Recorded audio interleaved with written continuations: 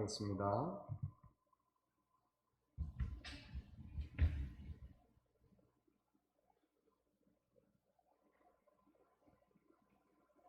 찬송하겠습니다. 찬송가 179장입니다. 찬송가 179장입니다.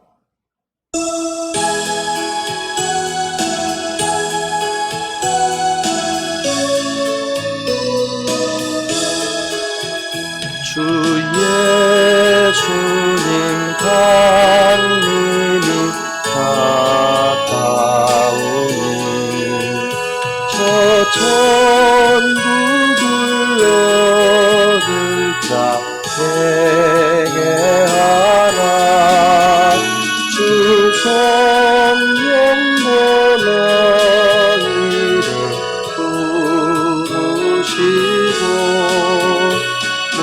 천사도 나와서 영접하네. 주 예수님 너희를 찾으시니 왜 의심을 하면서 오지 않나.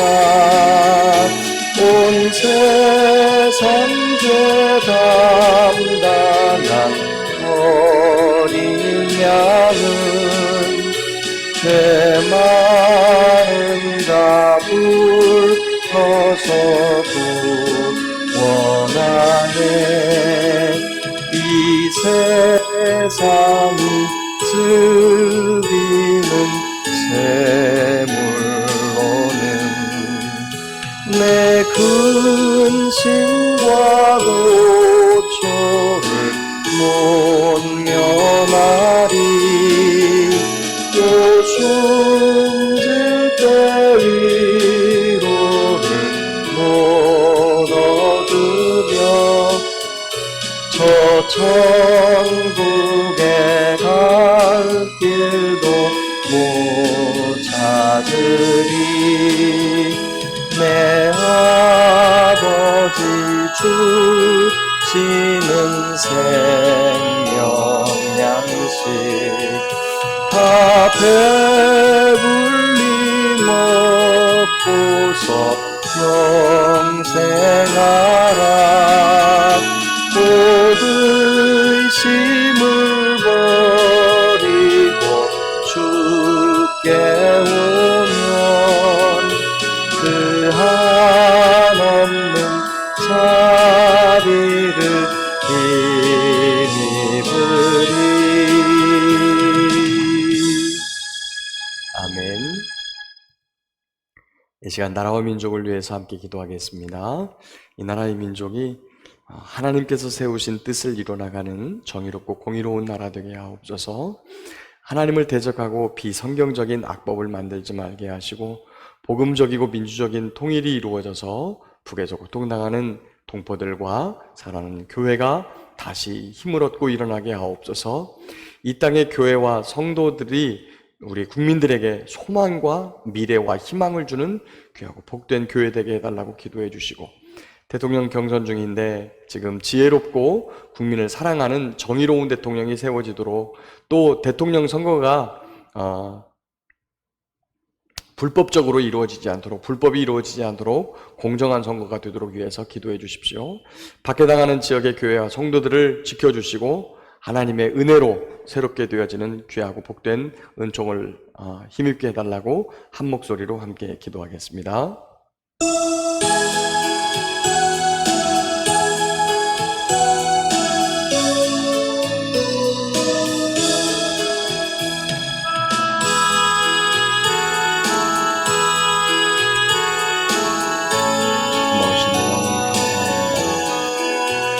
나라의 민족을 지켜주시고 하나님을 거역하고 성경을 거스르는 악한 법으로 진노를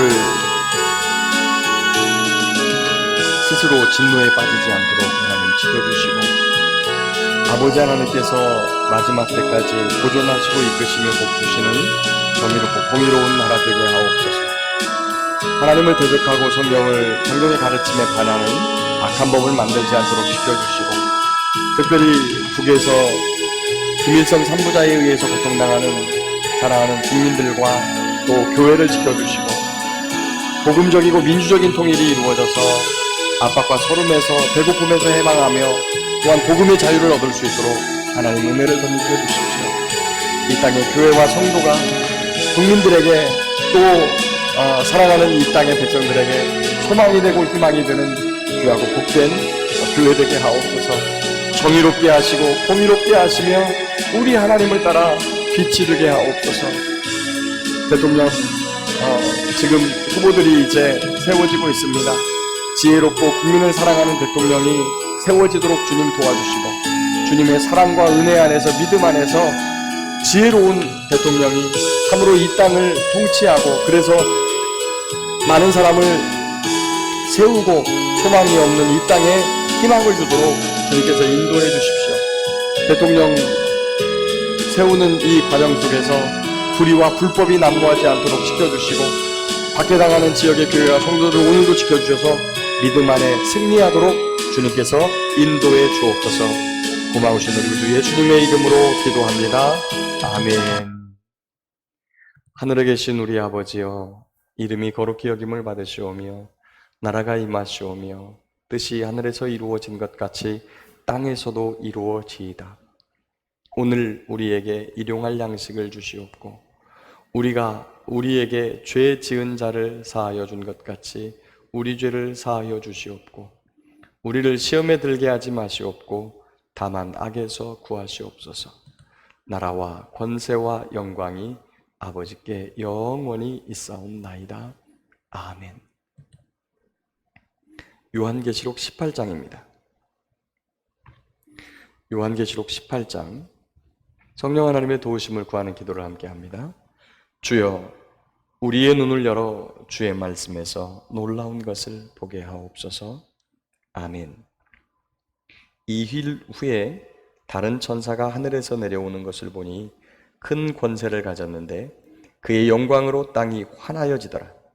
힘찬 음성으로 외쳐 이르되 무너졌도다 무너졌도다 큰 성 바벨론이여, 귀신의 처소와 각종 더러운 영이 모이는 곳과 각종 더럽고 가증한 새들이 모이는 곳이 되었도다. 그 음행의 진노의 포도주로 말미암아 만국이 무너졌으며 또 땅의 왕들이 그와 더불어 음행하였으며 땅의 상인들도 그 사체의 세력으로 치부하였도다 하더라. 또 내가 들으니 하늘로부터 다른 음성이 나서 이르되 내 백성아, 거기서 나와 그의 죄에 참여하지 말고 그가 받을 재앙들을 받지 말라. 그의 죄는 하늘에 사무쳤으며 하나님은 그의 불의한 일을 기억하신지라. 그가 준 그대로 그에게 주고 그의 행위대로 갑절을 갚아주고 그가 섞은 잔에도 갑절이나 섞어 그에게 주라. 그가 얼마나 자기를 영화롭게 하였으며 사치하였든지 그만큼 고통과 애통함으로 갚아주라. 그가 마음에 말하기를 나는 여왕으로 앉은 자요 과부가 아니라 결단코 애통함을 당하지 아니하리라 하니, 그러므로 하루 동안에 그 재앙들이 이르리니 곧 사망과 애통함과 흉년이라. 그가 또한 불에 살라지리니 그를 심판하시는 주 하나님은 강하신 자이심이라. 그와 함께 음행하고 사치하던 땅의 왕들이 그가 불타는 연기를 보고 위하여 울고 가슴을 치며 그의 고통을 무서워하여 멀리 서서 이르되 화 있도다 화 있도다 큰 성 견고한 성 바벨론이여, 한 시간에 내 심판이 이르렀다 하리로다. 땅의 상인들이 그를 위하여 울고 애통하는 것은 다시 그들의 상품을 사는 자가 없음이라. 그 상품은 금과 은과 보석과 진주와 세마포와 자주 옷감과 비단과 붉은 옷감이요 각종 향목과 각종 상아그릇이요 값진 나무와 구리와 철과 대리석으로 만든 각종 그릇이요 계피와 향료와 향과 향유와 유향과 포도주와 감람류와 고운 밀가루와 밀이요 소와 양과 말과 수레와 종들과 사람의 영혼들이라. 바벨론아, 내 영혼이 탐하던 과일이 네게서 떠났으며 맛있는 것들과 빛난 것들이 다 없어졌으니 사람들이 결코 이것들을 다시 보지 못하리로다. 바벨론으로 말미암아 치부한 이 상품의 상인들이 그의 고통을 무서워하여 멀리 서서 울고 애통하여 이르되 화 있도다 큰 성이여, 세마포 옷과 자주 옷과 붉은 옷을 입고 금과 보석과 진주로 꾸민 것인데 그러한 부가 한 시간에 망하였도다. 모든 선장과 각처를 다니는 선객들과 선원들과 바다에서 일하는 자들이 멀리 서서 그가 불타는 연기를 보고 외쳐 이르되 이 큰 성과 같은 성이 어디 있느냐 하며 티끌을 자기 머리에 뿌리고 울며 애통하여 외쳐 이르되 화 있도다 이 큰 성이여 바다에서 배부리는 모든 자들이 너의 보배로운 상품으로 치부하였더니 한 시간에 망하였도다. 하늘과 성도들과 사도들과 선지자들아 그로 말미암아 즐거워하라. 하나님이 너희를 위하여 그에게 심판을 행하셨습니다 하더라. 이에 한 힘센 천사가 큰 맷돌 같은 돌을 들어 바다에 던져 이르되 큰 성 바벨론이 이같이 비참하게 던져져 결코 다시 보이지 아니하리로다. 또 검은 곳 하는 자와 풍류하는 자와 퉁소 부는 자와 나팔 부는 자들의 소리가 결코 다시 내 안에서 들리지 아니하고 어떠한 세공업자든지 결코 다시 내 안에서 보이지 아니하고 또 맷돌 소리가 결코 다시 내 안에서 들리지 아니하고 등불빛이 결코 다시 내 안에서 비치지 아니하고 신랑과 신부의 음성이 결코 다시 내 안에서 들리지 아니하리로다. 너의 상인들은 땅의 왕족들이라 내 복술로 말미암아 만국이 미혹되었도다. 선지자들과 성도들과 및 땅 위에서 죽임을 당한 모든 자의 피가 그 성 중에서 발견되었느니라 하더라. 아멘.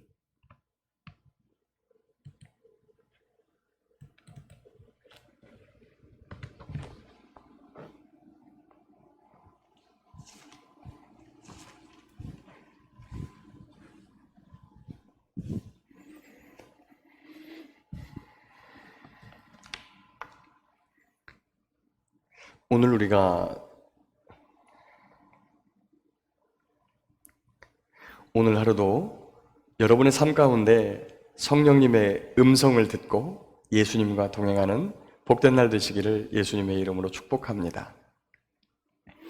오늘 우리가 읽은 18장과 바로 앞에 있는 그 17장은 요한계시록의 세 번째 삽경입니다.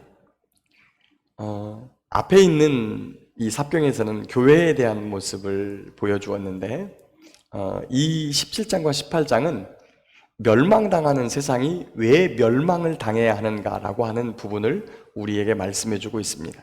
물론 앞에 심판을 행하시면서 말씀하신 부분도 있지만 다시 한번 그 부분에 대해서 이야기하고 있고 이 18장에서는 그 멸망당하는 세상에 속한 사람들이 멸망당하는 모습을 우리에게 보여줍니다. 무너졌도다 큰 성 바벨론이요.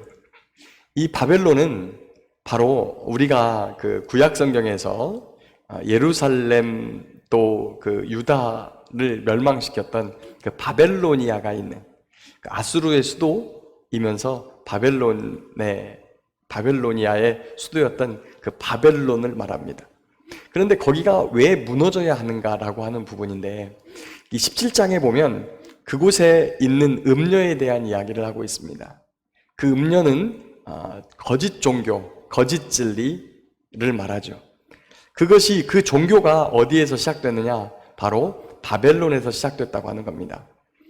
저와 여러분들이 이제 창세기를 읽다 보면 니므롯이 이 바벨의 성을 세우지요. 그런데 우리가 잘 알다시피 니므롯은 사냥꾼이었어요. 어떤 사냥꾼일까요? 특이한 사냥꾼인데 짐승을 잡는 사냥꾼이 아니라 사람을 잡는 사냥꾼이에요. 그 사람을 잡아서 무엇을 할까요? 자기가 하고 싶은 일, 자기가 왕으로 올라서고 사람들을 부려서 성을 쌓는 겁니다. 그리고 결국에는 자기를 신이라고 칭하지요.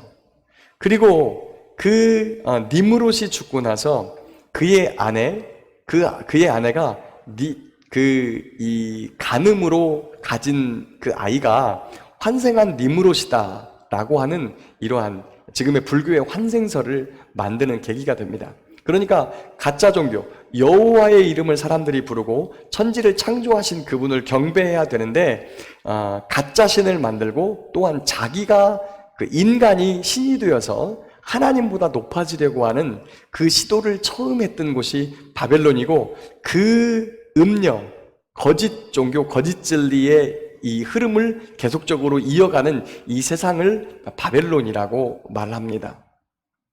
그런데 그곳이 한순간에 무너지지요. 그 이유는 무엇이냐? 거기 2절부터 나오는데 귀신의 처소와 각종 더러운 영이 모이는 곳, 각종 더럽고 가증한 새들이 모이는 곳, 바로 그곳이 바벨론인데 그 음행의 진노의 포도주로 말미암아 만국이 무너졌다. 음행으로 말미암아. 그래서 하나님께서는 창세기에서부터 요한계시록까지 음행에 대한 경고를 계속해서 하십니다. 가정에서도 하나님께서 짝지워 주신 아내와 남편 외에 다른 남자나 다른 여자에게 가면 이것을 음행이라고 하죠.